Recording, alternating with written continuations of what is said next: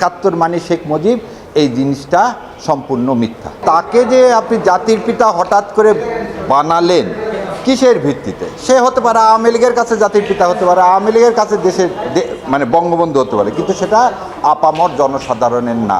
যে আমাদের যে প্রোক্লামেশন ইন্ডিপেন্ডেন্ট ছিল, তারপরে আমাদের পরবর্তীতে তার শপথ অনুষ্ঠান, সব জায়গায় শেখ মুজিবুর রহমানকে বঙ্গবন্ধু ঘোষণা করা হয়েছে, কোথাও জাতির জনক ঘোষণা করা হয়নি। এবং 1973 সালে ঢাকা ইউনিভার্সিটিতে ছাত্র ইউনিয়নের যে সর্বদলীয় সভা, সেখানে মোজাহিদুল ইসলাম সেলিমেরা এই বঙ্গবন্ধু উপাধিটাও কী করে নিয়েছেন, তুলে নিয়েছেন। সো তাকে যে আপনি জাতির পিতা হঠাৎ করে বানালেন কিসের ভিত্তিতে? সে হতে পারে আওয়ামী লীগের কাছে জাতির পিতা হতে পারে, আওয়ামী লীগের কাছে দেশের মানে বঙ্গবন্ধু হতে পারে, কিন্তু সেটা আপামর জনসাধারণের না। এবং এই জন্যেই এই যে ফ্রড, মানুষের সাথে প্রতারণা,